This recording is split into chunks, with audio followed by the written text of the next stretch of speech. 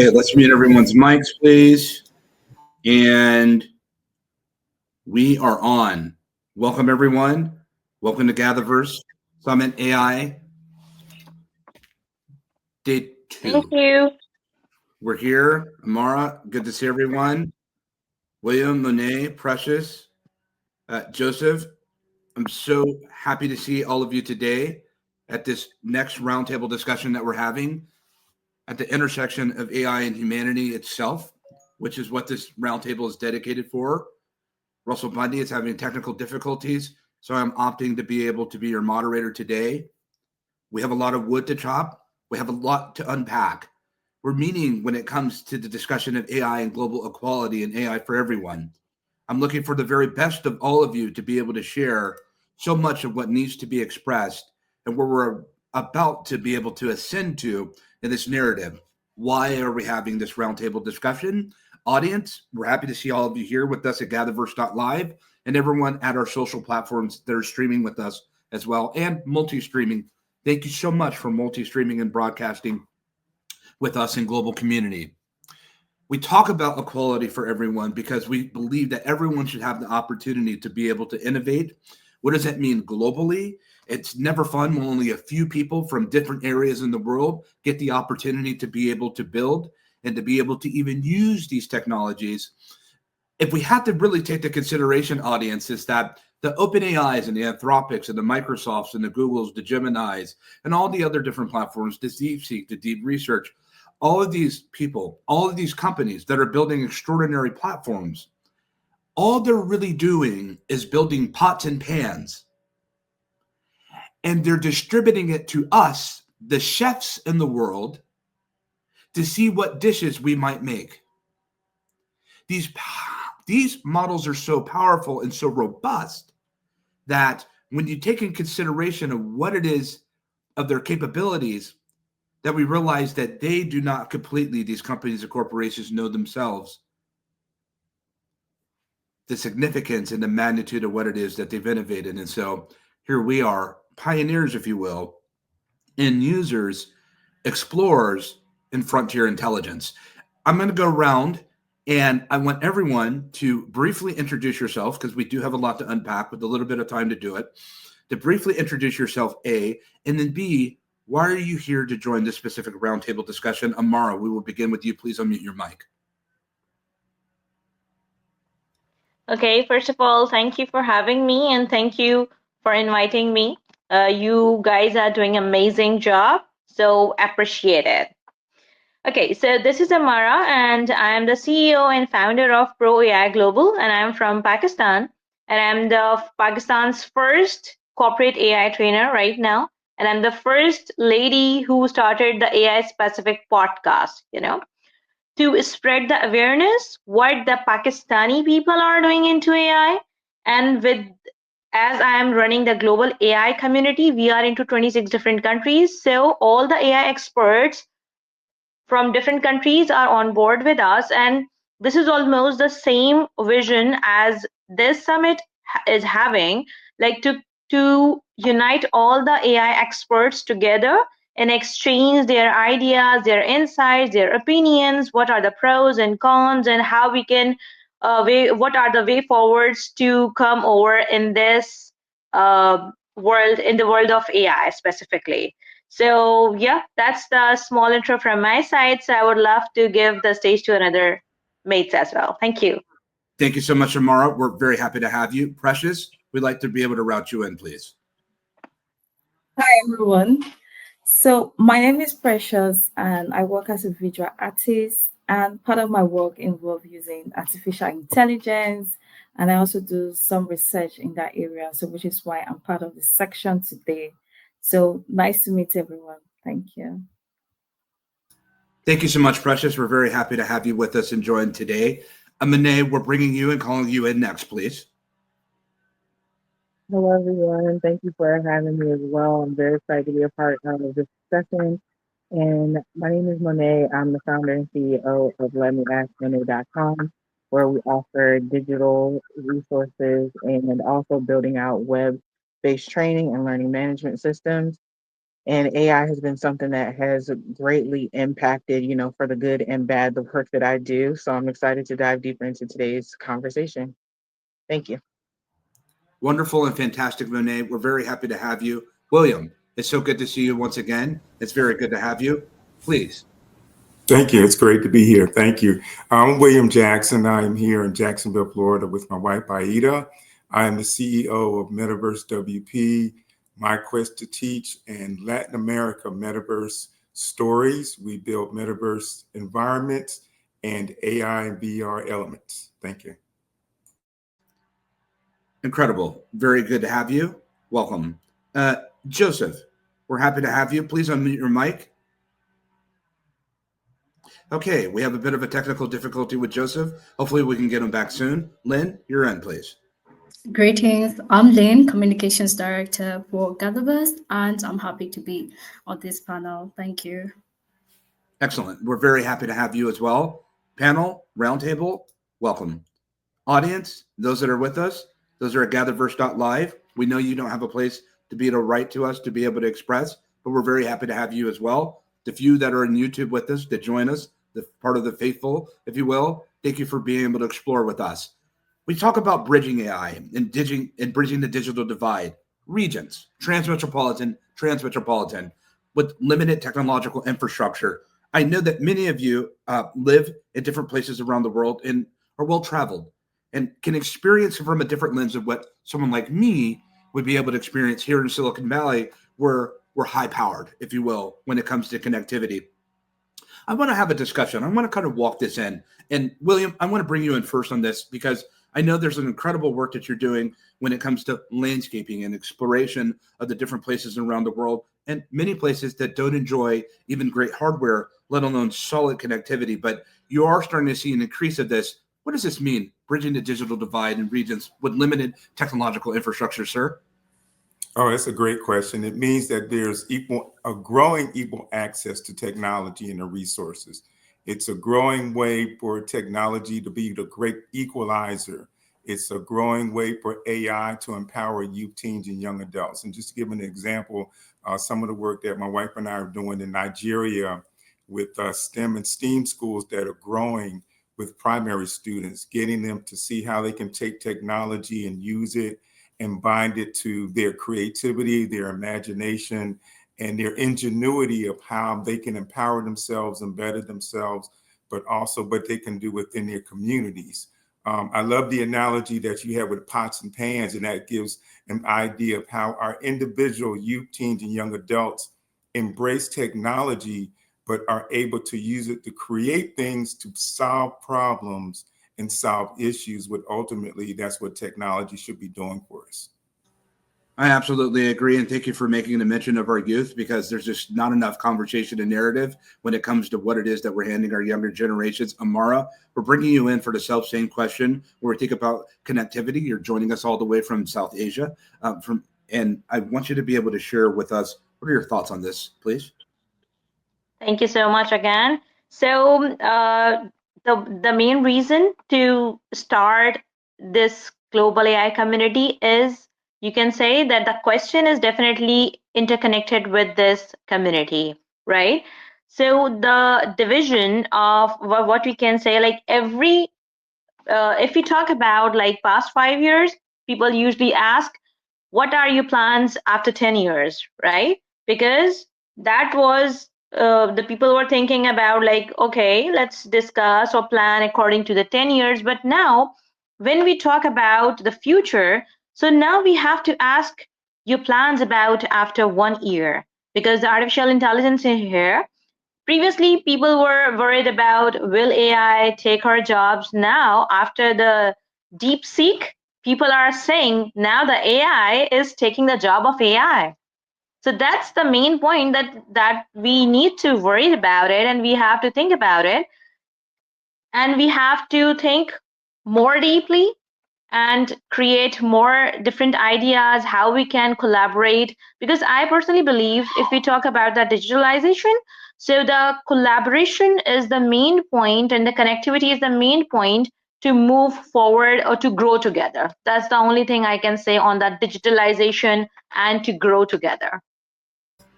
What are the better ways, Precious, for me to be able, and thank you so much for Mara, we're coming back to you very soon. What are the different ways for us to really start to consider how do we get access to people with tools? How do we get them with tools for training? How do we make sure that everyone does have the equal opportunity, if you will, to be able to have these extraordinary, powerful tools? Because some already coming with really high price points to be able to use. Some are open source, is open sourced away. Some are freemium based. What are you seeing out there, Precious? What are your thoughts on this? I think just to add to this question is, I think there has to be a lot of work around policy, because policy will go a long way in designing plans for action and for accountability, because there's no way to measure things without having policy in place. So how do we know what is important, which is like in the indicators? So how do we know what is to be done? How do we know who is to do what? And how do we know who we are to hold accountable? So I feel policy will go a long way in determining the region that need the resources the most, in terms of like even pricing, because like not everybody have access to the internet. How, because using artificial intelligence, you need the internet to use these services. So you need laptops, you need mobile devices, a lot of things in different places. You need the telecommunication industry. So marrying like this different part, different dynamics, and different aspects, I think policy will go a long way in doing that. So if we have government, if we have corporations in place who have like structured policy and not being driven enough by profits, because thinking about profit most time, profit is good because we need money to do a lot of things, but like profit is also good. So how do you like make these tools accessible but then also affordable, so people are not left marginalized because of this digital divide, where some people have this privilege already, they have this access, they have these opportunities, but with policy in place, you can think about how do you bring that from the top down to people who have no access, who have no education to even use these tools, who have no money to use these tools. So policy will go a long way. And then I think accountability too will also help, because knowing that policy in place, knowing the key stakeholders, knowing the players, we need to hold people accountable. We need to hold government accountable. We need to hold institutions. We need to hold corporations accountable in like, oh, why are you rendering these services in terms of like price points? How are you trying to bring people who are divided already to have access to these things? So for me, I'll say policy and accountability will sort of like help. Yeah, Sure. thank you. Sure. And what I like about that too, Precious, and I'm so glad that you brought up policy, because when we think about policy, listen, right now on the public sector, if you will, for governments, reduced, minimized, almost doesn't exist. Most governments move too slow to be able to exact policy, especially for these very powerful models. But I do like the idea of accountability when it comes to these companies and organizations and whose technology we use. You really bring up a great point. And Monet, we're going to bring you in on this because I think this is really important. When we think about policy, lean in with this audience, lean us with everyone. When we think about policy, many of these technology companies have fired some of their policy experts that were there when the AI boom came in. I know what I'm talking about, and I know this is true. Many of these major companies fired, disregarded, let go of their policy people and their communications team. I would have it on good information. And when we think about accountability, we have to say as consumers, if you don't have great policy in place and safety guards and safety rails and ethical governance structures and the verification systems, if you don't take this serious, we will not use your technology. With a slight consideration, Precious, I know that you said without connection we cannot use AI. If we have enough on-premise compute to be able to have on-device, we certainly can use AI without any type of connection. But with the same meaning, I'm right there with you on that. At the end of the day, most people don't even have enough big enough, powerful devices to be able to download these massive intakes of open source platforms, especially what we're looking at when it comes to extended chain of thought reasoning and more. Meni, we're bringing you in on this when it comes to access and tools. Walk with me on this, please. Absolutely. So it's really affordability that is key. So we need to make sure that the access isn't just about cost, it's really about usability at the end of the day. So AI tools need to be designed for everybody, not just those with high speed 5G internet or expensive devices. So open source AI, public-private partnerships, and policies that are innovative, that incentivize companies to create free or low-cost versions of the tools can definitely help bridge the gap.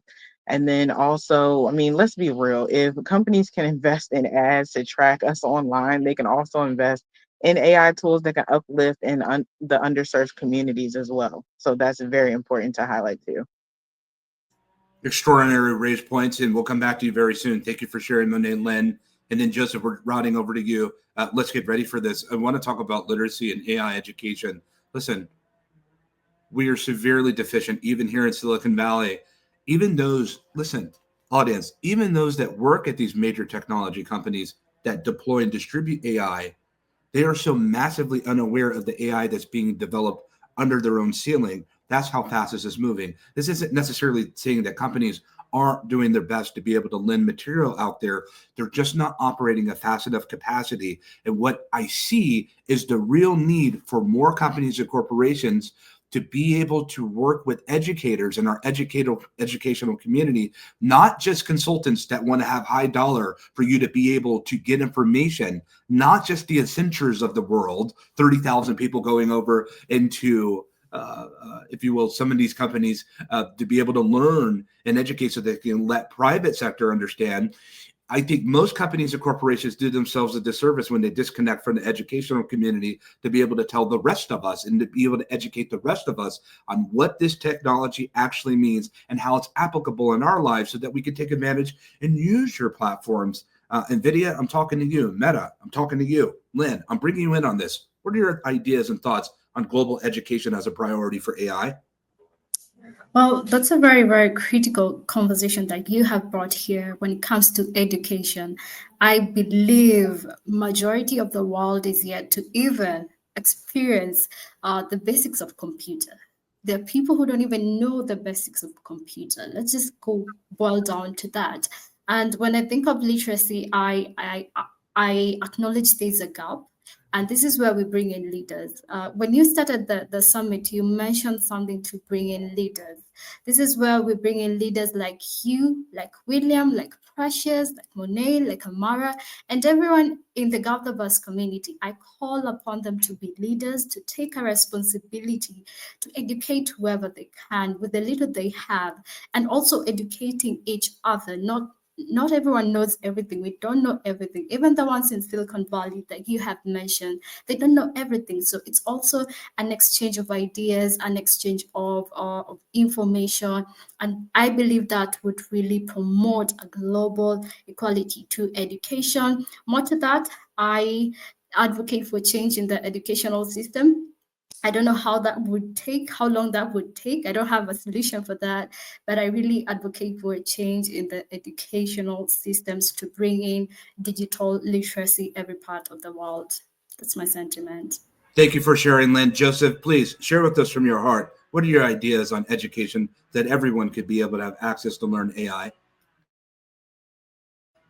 Your microphone, sir, please. Okay, hope I'm very clear. Good day, everybody. Yeah. We hear you, Joseph, please. All right, I am the president and founder of STEMCADEMY. STEMCADEMY has a drive for transforming education in Africa, starting from my country, Nigeria.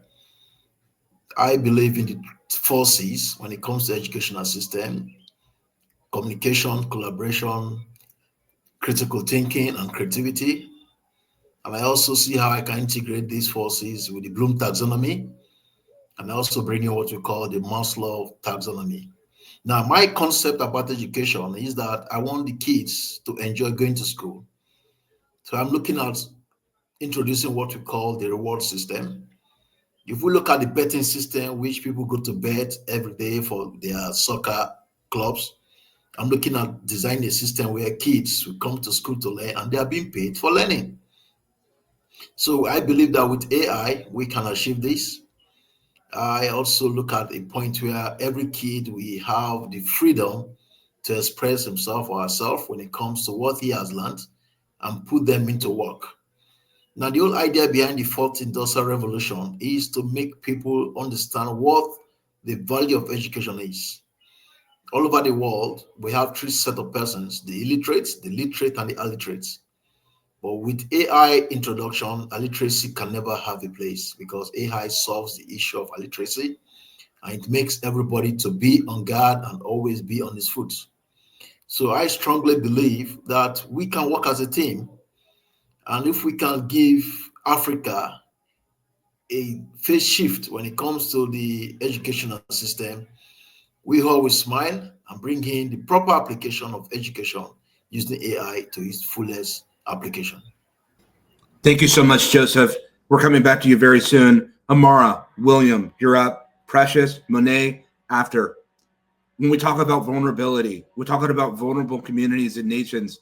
Amara, how can companies give us ideas, give us your thoughts, how companies that are building these extraordinary models, how do they better serve vulnerable communities when it comes to AI itself? Your mic, please. Yeah, so I really like this question, and this question is almost connected with the previous one. So the main point is that you just talk about the global collaborations, right? Everyone, to be honest, is here and everywhere is exploring about AI, about the different models, about the different open sources.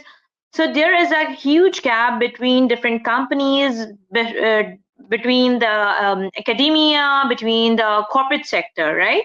So the collaborations, such kind of communities as you have created, you are here and arrange all the, the amazing AI Summit.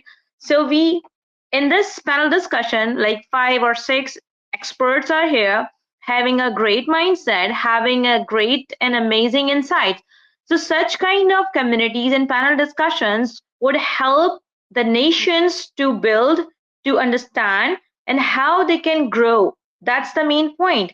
Because if, let's suppose, if Lynn knows something and I don't know about it, and if she can share here, so I will be more obliged with that. And if Mr. William is here and he can share his experience, his expertise, so that would be amazing for me as well. And I can share my things with you guys as well. And the main point is that we just discussed about the policies as well. So every government have their own policies, because as AI is here, so there are some pros and cons, right? So if we look into the negative side as well, there are a lot of things which have to be, or we have to be, which should be looked after, because not every tool and application is for everyone and for every country, and there are so many pros and cons of that, and that's a very important part. Because when I joined this session, so I have seen that there was a lady who was giving the session on deep fakes. So deep fake is the one of the example that we should know. Awareness is the main point. What I can conclude your question with this point, that awareness is the main point. Anyone from any country sitting anywhere in the world should come forward and share their ideas, their insight and experiences, so the rest of the people will get the idea and they can get the knowledge, and that would be amazing for everyone. I really appreciate this, because this goes on the heels of what it is that we talked about yesterday, William, with what Amara is talking about. Is we are doing that right now. We are serving vulnerable communities. In a lot of ways, it's because we're taking advantage of the worldwide net. We're taking advantage of global cloud compute, and we're having global cloud consensus. And we're expressing one to another the different needs that we may have per our area, per our region. For example, Silicon Valley, what we really need are better safety guards and ethical governance structures for these models that are being deployed. However, Silicon Valley cannot completely know the needs of the world unless they hear from the world themselves. And so this is the important part, to be able to take advantage of the innovation that's being built when it comes to global cloud compute infrastructure and virtual communication peer-to-peer, to be able to sustain our voices of expression. And this is so important because we're listening to machines more than ever. And if you really listen, audience, if you really lean in and listen, right now, there's the diminishing of human expression and thought contribution in this world being replaced by machines. Audiences, are you with me? Mr. William, with the work Right. that you're doing, let's You talk know, about it. the irony is if you're talking about these elements in these areas, Aida and I are actually negotiating with a school, a group within Silicon Valley to teach youth and teens and young adults in that particular area that have no clue what's actually is going on in Silicon Valley.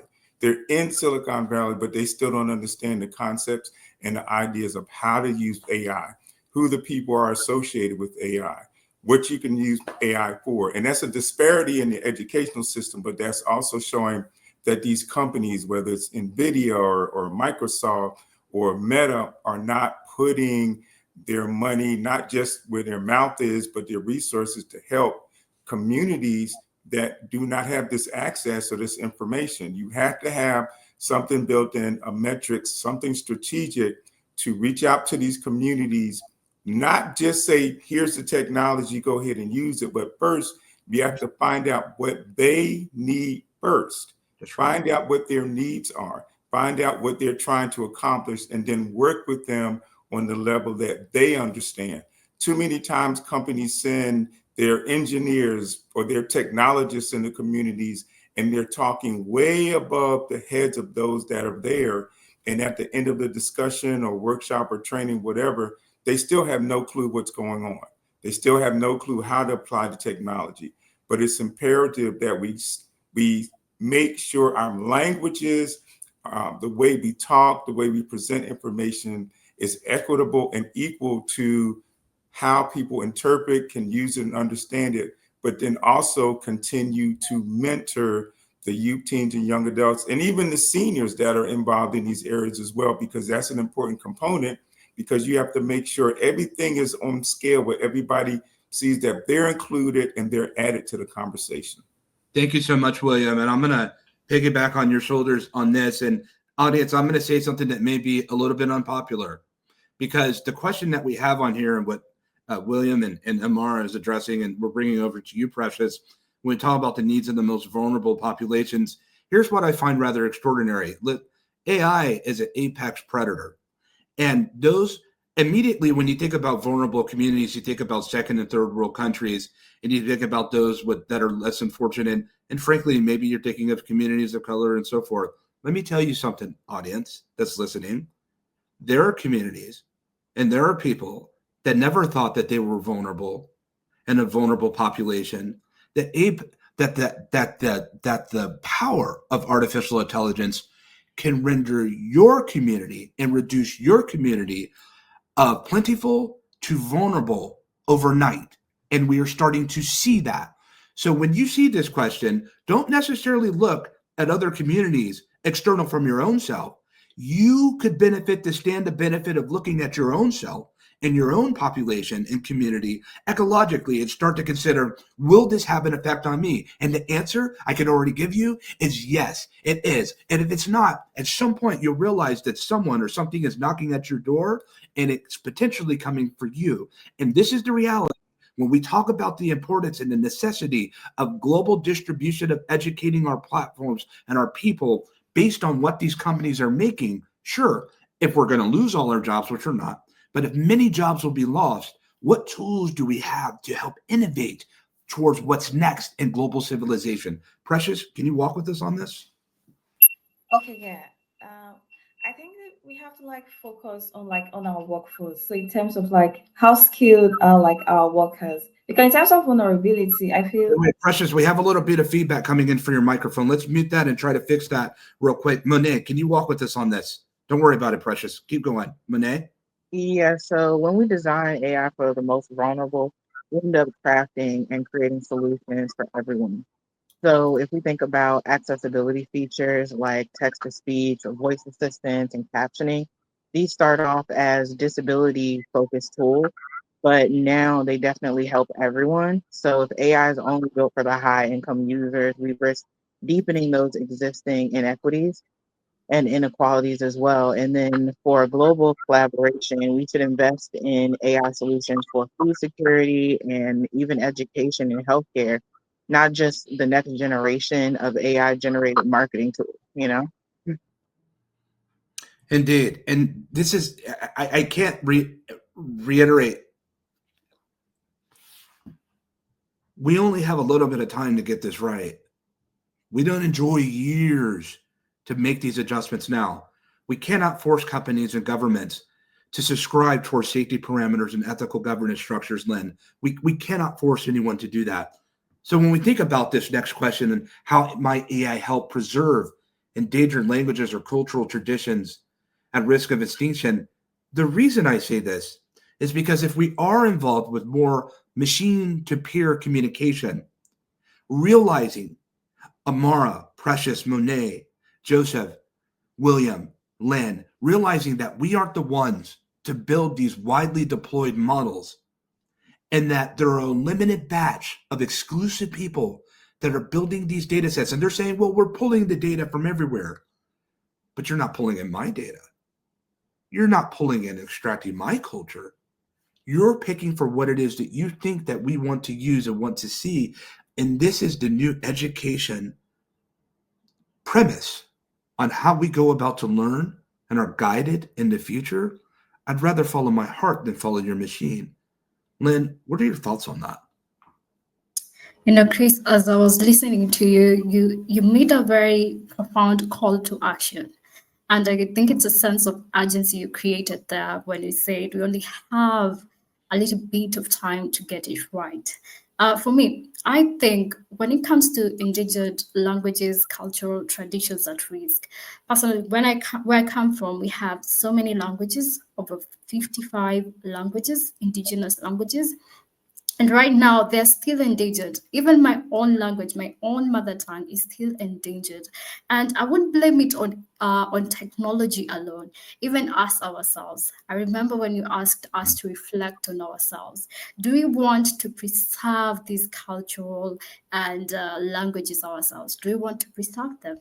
If we do, I think we will take much responsibility to even pass it to our next generations, because I'm seeing also the previous generation, or the uh, the generation that had these cultural and all moral, they preserved it themselves, they didn't pass it to us. So it's also a personal responsibility as a community. Do we want to pass this out?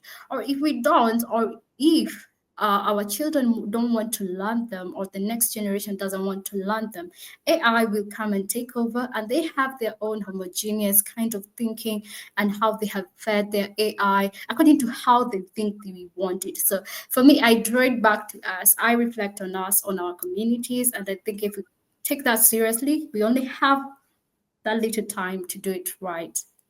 And what is it that we have to do right, Precious, with this little bit of time that we have given? Welcome back. Oh, thank you. I hope it's sounding better now. Keep going, please. Yeah. So I think that, yeah, interfere that with AI, but I think AI can also be used as a force for good. In terms of like languages going on extinction, it depends on what we teach the models. Because I know AI runs on algorithm, and it depends on, is the algorithm biased? Is the algorithm be fed with the correct information? But most times in my work, when I try to like generate images, like, and then the kind of images that appear are usually biased. It's very difficult for AI to generate for me a black image.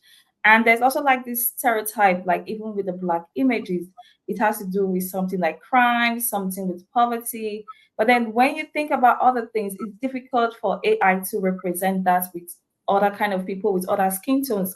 So we see AI can help us in like preserving accessibility and for our language, but then what kind of algorithm, what language is being fed to it, how is it being used, how is it being used to kind of like process the thoughts, to process the feeling, to process the expression of people. So I think we need to look around like bias in the use of AI and being fed like the right data set for its algorithm. I think that will be helpful. Thank you for sharing that, Precious. Joseph, real quick, and then Amara will come into you and more. We only have a few minutes left on this discussion, but I want you to be able to route in and tell me from your perspective. You're coming to us from the continent of Nigeria, where we know that there are many vulnerable communities but there's many vulnerable communities right here in the Bay Area where I find myself. What are the things that you want to tell these global corporations that are listening today? What are you saying to them that can benefit? What type of help are we asking from these companies and corporations to be guidance, to teach them, to teach and guide them? What are you saying to them with 1 minute, Joseph? Okay, first of all, I will make a request if it's possible for the global community to have a physical summit on the integration of AI as well as virtual laboratory platforms in our educational system. Because that's where my drive is into, trying to see every child in Nigeria we have access to good quality laboratories, as well as integrating AI in the classroom and as well as in the teaching aspect too. I'm also looking at the area where companies or individuals will appreciate AI coming up to run things for the educational system, the health sector, the agricultural sector in Nigeria, and then take it up from there to other parts of Africa. And I strongly believe that we can make that change because the whole concept of digitalization has been fully made clear to us with the arrival of AI. And open source AI was really the best thing that has ever happened on this our century. And if we look very well, we just have 25 years to make things work. Because after these next 25 years of this 21st century, we will all be old. I'll be in my late 70s and I will not have that much strength to be talking the way I'm talking now. So I believe that I just have 25 years to change the narrative, to adjust the clock, and let the paradigm shift be in the right position it has shifted to. Thank you for sharing that so much, Joseph. Amara, I want you to kind of go into the same narrative with me, but let's kind of switch it up just a little, can we? On one hand, we know that technology is being innovated as fast as we've ever seen it. We've never seen it moving this fast before. I do want to kind of go back to the educational barrier. Are you seeing where you're from, and even from your global lens, are you seeing a major need when it comes to AI education? Or do you feel as if there's enough education for people within your own homeland to innovate? Or are they lacking resources and materials to be able to innovate? Because we know microchips are a really big thing when it comes to being able to deploy and to compete globally. What are you seeing in this regard? Okay, so the question is very amazing, and I appreciate it. And the main point is that education, I don't think so that it's enough education with respect to the AI. And to be honest, I don't like to call myself an AI expert, and I think that no one is AI expert right now because everyone needs to know what's next, what's new, and what's happening. Because as you just said that we are learning from machine, so there is a machine learning thing is there, so we have to learn more and more and more and more. So such kind of communities and such kind of opportunities will give the open way to everyone to learn from each and everyone from all around the globe. That's the only thing I can say because I'm already connected with multiple countries, multiple AI experts, and to be honest, everyone is curious what's next and how we can solve that and what are the solutions. And then, and after that solution, what will be the next? So it's a very good thing to connect with the people, to connect with the corporate sector, to connect with the academia as well, and to train yourself, to learn by yourself, and to train others as well. Could you imagine a world, Meni, based on what Amara is expressing? Because I'm walking into the linear progression of her expressions when it comes to peer-to-peer expression and the need, the ever-present therein, of needing this type of expression. But we're going to go to the last mile. End result of that, Monet, is what is the result of this congregation of minds of expression? Could you imagine a world, Monet, with your mic unmuted? Could you imagine a world where we're not only using the AI that's developed and built by these companies and corporations, but where we're actually afforded the opportunity to democratize access and decentralize access, where we're one day using the Monet GPT, or we're using the Amara GPT. Could you imagine that world where we all have access to one another's models so easily? Oh, yes, definitely. And I've worked with a lot of talented women and men that have developed those type of custom GPTs that are able to really act and think the way they are. And the best way that we can do that is by having underrepresented communities at the table. It makes it harder with, disbandment of, DE and I and everything right now. But we can do our part to make sure that we show up. And no matter if, we're doing it for a company or we're doing it just as a side project to show how important and how impactful that can be, that's where it starts. It doesn't matter if, you're invited to the table, create your own table, pull up your own chair and build that thing and show the youth that we have something to work towards. And there's always some little girl, some little boy that are waiting for you to do what you have to do so that they can come right behind you and build on that. I absolutely agree with that. That is something that's so special to my heart in terms of agency of autonomy, where we have in so many different communities and what it's expressed. William, when we talk about a seat at someone's table, that's fine. I don't mind having a seat at your table, just so long as when I pull up for your table, I'm able to go to mine. I'm a table maker. How about you, William? Yes, I tell you, it's wonderful. The work Aida and I do, I don't know any Spanish at all. My wife is Puerto Rican, so when we're doing works in Latin America, we make sure that we address the cultural nuances and even the language, which is important. So when we're teaching a class or we're doing the training, we make sure every part of our curriculum that we create is relevant down to the language, down to the culture, because then they can embrace the information and use it. Too many times we have activities and events where there is no cultural representation or culture is not bought into it or language isn't even bought into it. And that does not do anything but push people away. Our collective knowledge and resources should be bringing people together to say, hey, there's a new technology or there's a new concept or there's a new strategy that we can collectively use. Oh, it's great. It's wonderful that my language is involved. My culture is involved, because that makes more connections. And as we're talking about the youth and teens also want to see where they are represented. Are there people that talk like me, that look like me, that have my swag, that have my background?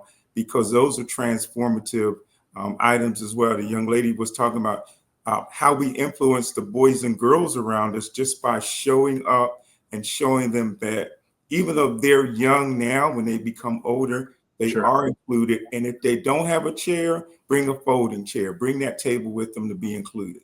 That's real talk. And so, Lynn, when I think about what William expressing, and then Precious Amara, I'm coming back to you. Lynn, when we talk about culture, I think about eco-culture that are human characteristics that are permeated in and throughout technological ecosystems themselves. And when I think about culture and development and innovation audience, we know that many people that start off at a startup, they really start up in a monocultural, very singular, the same people that are building. But we also know that we need to hire the people that we want to buy our products. And so it's important for us to build from a polycultural perspective so that our products become greater identifiable and that more people can recognize and grow to appreciation of what's being innovated. And the more culture that you have internally, the more opportunity that you're able to reach people externally outside of your limited confines. And so, Lynn, when I think about this, and we'll bring this to Lynn and then Amara and Precious, what is culture to you and what's the importance therein? Culture to me is a way of life. How I eat, how I talk, how I relate with people. It's a way of life. And bringing that aspect to technology would even make me fall in love with technology more. It shows me value. It shows me that it cares for me. It shows me that it's into what I'm doing. And that is why we advocate for companies to hire the users, to hire people who use their product, to hire the people who have a say in their product, instead of having a monoculture in their employee or their hiring ecosystem, it's important for them to diversify the kind of people they hire. And there was a research by McKinsey, and most of the research companies have done that research, and they have said companies that are diverse, that they hire diverse, they are more likely to make more profit than even companies that are more monoculture. So for me, culture is a way of life, and if you put it in technology, I'm gonna follow that technology. If you don't put my way of life, the way I talk, my language, what I eat, what I dress, how my hair is, everything about me is culture. How we just do things is culture for me. So if I don't just put it on technology, I have no business with it. Yes, thank you so much, Lynn. And Amara and Precious, when we talk about cultural extraction, all inherent culture is so important. No matter the color, no matter the gender, we want to be able to embrace the different cultures, the different people that are entering into. Is this part of what you mean by peer-to-peer expression, Amara? Sharing one to another from different various cultures and seeing the importance therein of expression? Well, to be honest, like I can speak multiple languages, okay? And I started learning Chinese language back in 2016. And after 4 years, when people came to me and they asked me, do we need to learn, why we need to learn Chinese language? Because now there is an AI and why we need to waste our time. They use the words to waste our time in that. So I respond to them, then when you will not learn their language, you cannot understand about their culture, right?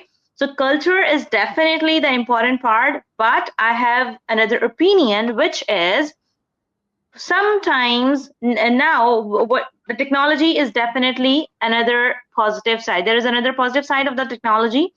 Okay, yes, I know that I cannot speak Spanish or maybe some other language. I can speak a little bit German, but not fully I can speak German. But if I need to talk with someone, so I can use the technology and save my time. So that is another part. In this perspective, the young generation, they don't want to learn about the cultures. They definitely go to the tech side and they want to save their time because they are in a hurry, you know? Nowadays, the young generation are not into to learn about the culture. They have no interest in that, to be very honest. Okay. So they are more towards the tech side, whatever is easy for them, how quickly they can do everything. So that is the main thing. And another part is that it's our parents, our grandparents, or the company culture. These are the things. Basically, it totally depends on our elders actually who can teach us. But to be honest, the young generation are not interested to learn about the culture. They are more interested to do quick things in a very short time with the help of technology.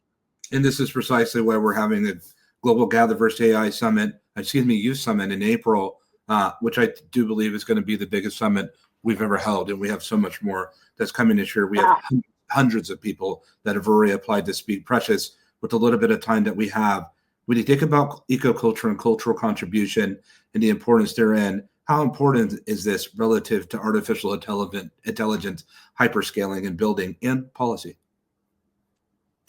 I think it's really relevant. For me, I'll say culture is expression. Like it depends on various way how people want to like express themselves. And bringing AI into it is a way of like pushing representation. Like I was giving an example of like using AI to generate arts, to generate content. And Precious, most forgive me. We have a bit of a mic influence that's coming in there. You must forgive me. I don't know if there's some metal near your mic. Is there? Do you want to give it another quick shot? is it better now? It's not too enjoyable. Don't worry about it. We're used to experiencing this. Let's go to Monet. I'm going to bring the same introduction to you, Monet. Forgive us, Precious. These things happen technically. We're still globally figuring it out, aren't we? But Monet, please bring us home. Absolutely. So, just going back to what we've all discussed today, we are building something that is still in its infancy. So, it's our job and duty to make sure that we show up and show out for the next generation. And we have to make sure that we're intentional about what we put out there and what we build out, and making sure that we invite all underrepresented groups and all different cultures and walks of life to the table, because they welcome in all the different perspectives that we've never thought of before. We don't want to wait until it gets dangerous, like we saw with the test. And we just lost Monet that quick, and we're losing everybody else. I want to say this because our time has literally come to an end. Monet, do you want to finish those sentiments, please? Oh, yes, absolutely. I was just saying, let's just not wait until it gets dangerous. Let's build it right the first time. And I appreciate everyone today, and this was an impactful conversation. Thank you. There's never enough time for us. It seems that these roundtable discussions, we can certainly go the distance. William, Lana, Mara, Joseph, Precious, Monet, but something that Monet just ended off, we don't have a lot of time, and it can get rather dangerous. There are many people that choose, audience, to live under the delusion of the facade that everything will be okay. And then when it's not, for them, all hell, if you will, breaks loose.